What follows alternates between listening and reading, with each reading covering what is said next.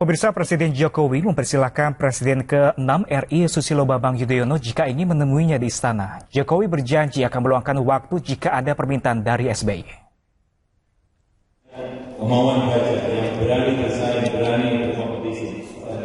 Presiden Jokowi menegaskan tidak ada pihak yang menghalangi pertemuannya dengan mantan Presiden Susilo Bambang Yudhoyono terkait berita penyadapan percakapan telepon antara SBY dengan Kiai Haji Ma'ruf Amin.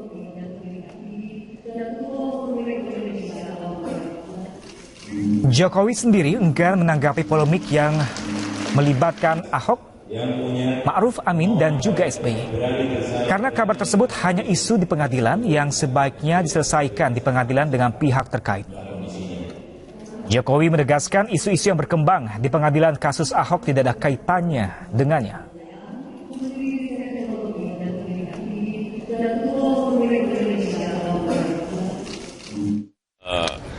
Menyampaikan yang kemarin ya, itu kan isu pengadilan, itu isunya di pengadilan loh, ya. Dan yang bicara itu kan pengacaranya Pak Ahok dan Pak Ahok, ya enggak? Iya kan? Lah kok barangnya digiring ke saya? Ya, jadi kan nggak ada hubungannya. Itu juga isu di pengadilan. Tanyakan ke sana, tanyakan. Yang berbicara itu tanyakan ke yang jangan di barangnya dibawa ke saya.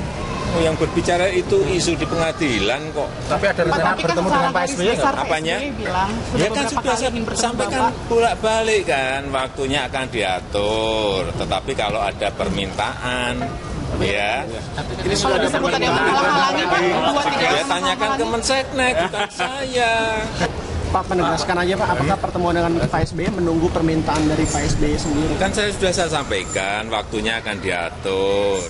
Pemirsa, Rabu malam, kediaman Ketua Umum MUI Kiai Haji Ma'ruf Amin di wilayah Koja, Jakarta Utara disambangi pejabat negara dan petinggi penegak hukum. Untuk mengetahui situasi terkini dari kediaman Ma'ruf Amin, kita langsung bergabung dengan Deriski Orta di Koja, Jakarta. Ya, Deriski, seperti apakah kondisi terkini dari kediaman rumah Kiai Haji Ma'ruf Amin? Silakan Deriski Orta. Ya baik, Pram dan juga pemirsa, pasca pemberitaan atau ramainya pemberitaan yang terkait dengan tuduhan atas kesaksian palsu yang dilakukan oleh Ketua Umum Majelis Ulama Indonesia Kiai Haji Ma'ruf Amin oleh terdakwa Basuki Cahayapurnama atas kasus penistaan agama yang dilakukan oleh beberapa waktu lalu, memang di kawasan atau di tempat kediaman dari Kiai Haji Ma'ruf Amin ini sudah mulai banyak yang berdatangan begitu. Dari sejak siang tadi memang agak sedikit sepi, namun sejak pukul 7 malam tadi memang ada sedikit kerabat dan juga masyarakat yang datang ke sini untuk melihat langsung kondisi dari rumah Kiai Haji Ma'ruf Amin. Dan tadi juga sempat ada salah satu kiai yang jauh-jauh datang dari Sukabumi untuk bertemu langsung dengan Kiai Haji, namun karena memang beliau sedang ada di luar, jadi kiai tersebut tidak dapat menemui langsung dan hanya memberikan semangat kepada istri Kiai Haji Ma'ruf Amin agar bisa melewati ujian ini yang dikatakan beliau. Dan memang tadi sempat Kiai Haji sejak siang tadi sempat mendatangi awak media dan mengatakan kepada awak media karena dengan kasus ini beliau sudah memaafkan Basuki Cahayapurnama atas pemberitaan yang pada saat ini beredar secara luas begitu, dan beliau juga masih belum akan bertemu kepada Ahok dalam waktu dekat ini. Dan untuk sampai dengan malam ini memang masih ada beberapa warga dan juga kerabat yang datang langsung untuk menemui beliau, dan kami belum mendapatkan informasi langsung, Pram, kapan beliau akan kembali pulang ke rumah karena memang beliau masih melakukan aktivitasnya di luar. Dan memang beberapa waktu yang lalu sempat ada yang berdatangan ke sini untuk memberikan semangat, dan juga sempat ada perwakilan dari aparat negara yang datang, dan beliau hanya mengaku hanya untuk memberikan silaturahmi, dan juga Kiai Haji Ma'ruf Amin memberikan atau meminta bantuan kepada aparat negara untuk bertindak sedemikian rupa agar ibu kota tetap aman. Demikian, Bram, kembali ke Anda di studio. Ya, dari Jakarta terima kasih dan selamat bertugas kembali dari. Ya pemirsa, meski mendapat banyak keluhan terkait dampak pembangunan stasiun MRT Haji Nawi, Jalan Fatmawati Cilandak Jakarta Selatan akan tetap ditutup mulai tanggal 4 Februari hingga 11 Agustus 2017. Penutupan terpaksa dilakukan untuk penambahan area kerja sehingga mempercepat pembangunan struktur layang proyek MRT.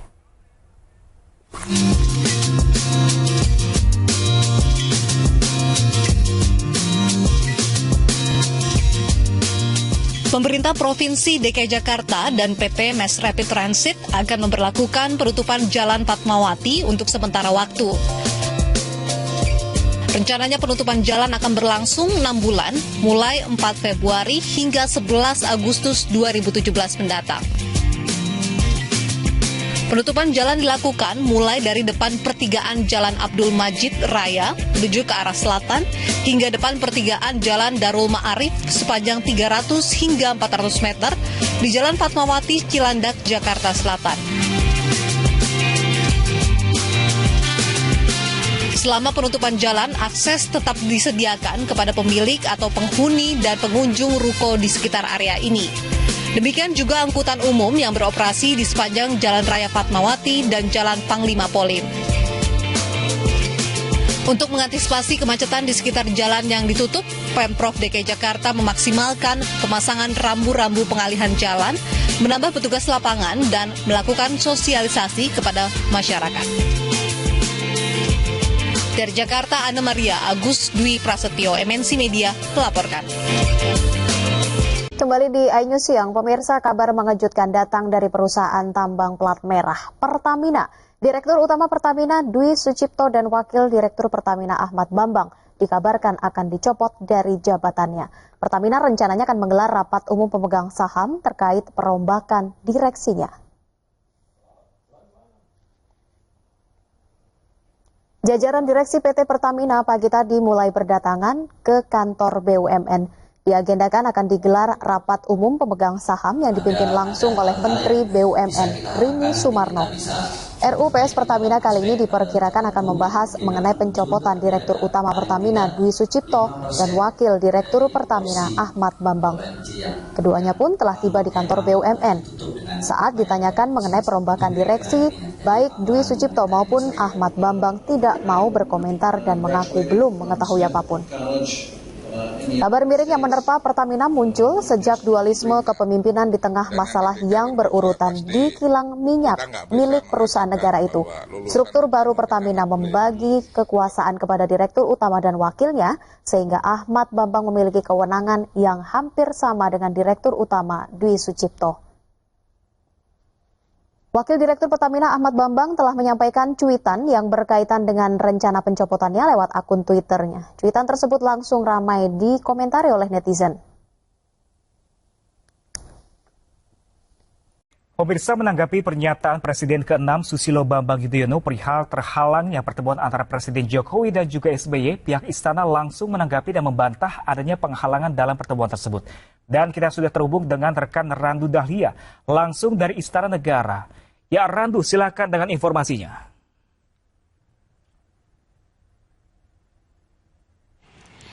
Menanggapi pernyataan dari Presiden Republik Indonesia ke-6 Susilo Bambang Yudhoyono terkait dengan dugaan adanya penyadapan pada saat komunikasi antara SBY juga dengan Ketua Majelis Ulama Indonesia Ma'ruf Amin, Presiden Republik Indonesia Joko Widodo justru menanggapinya dengan cukup santai.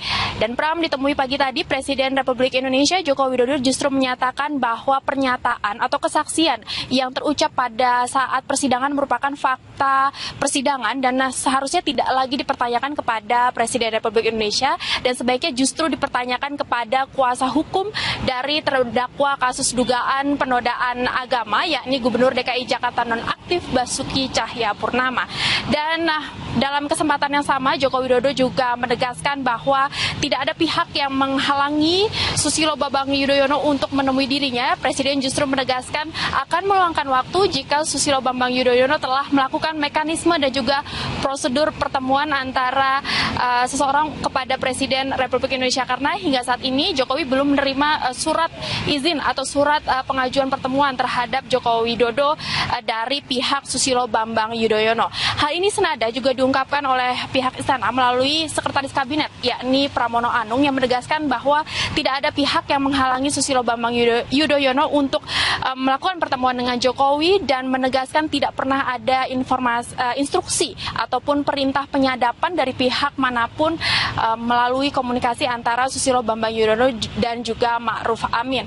Dan selain itu, dari Menteri Komunikasi dan juga Informatika Rudiantara juga menegaskan bahwa pihaknya tidak pernah menerima instruksi dan perintah untuk melakukan penyadapan terhadap Joko Widodo, dan pihaknya menegaskan bahwa segala bentuk penyadapan yang dilakukan oleh aparat harus sesuai dengan ketentuan undang-undang yang berdasarkan dari kepentingan hukum. Dan Pram, hingga saat ini kami belum menerima informasi atau agenda pasti terkait dengan rencana pertemuan antara Presiden Republik Indonesia Joko Widodo dengan SBY ataupun pertemuan Presiden Republik Indonesia Joko Widodo dengan Ketua Majelis Ulama Indonesia Ma'ruf Amin. Demikian Pram yang bisa kami sampaikan sementara dari Istana Negara. Kembali ke Anda di studio. Ya, Randu, terima kasih dan selamat bertugas kembali. Pemirsa, kuasa hukum Basuki Cahayapurnama Kamis malam mendatangi Polda Metro Jaya untuk melaporkan salah satu saksi di persidangan kasus penodaan agama. Saksi Wilyudin dianggap telah memberikan keterangan palsu dan penipuan.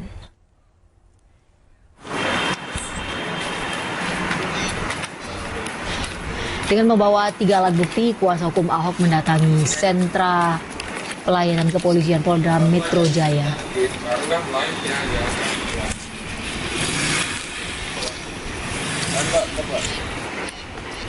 Kedatangan mereka yaitu untuk melaporkan Wilyudin Abdul Rashid Dhani, salah satu saksi yang dihadirkan dalam persidangan kasus penodaan agama dengan terdakwa Ahok. Saksi dinilai telah memberikan keterangan palsu, di mana dalam laporan tersebut dibuat tanggal 6 September 2016, namun faktanya adalah terjadi pada tanggal 27 September. Selain itu, saksi telah diduga melakukan pembohongan publik saat memberikan keterangan di depan majelis hakim. Ia mengaku melaporkan Ahok bersama 1 orang, namun setelah dikonfrontir dengan pihak penyidik, saksi membawa 3 rekannya. Keterangan yang diberikan oleh pelapor itu yang dituliskan oleh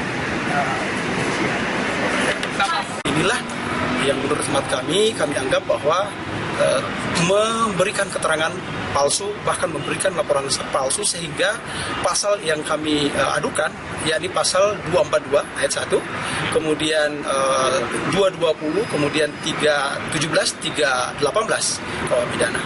Nah, ini yang kami laporkan pada malam hari ini.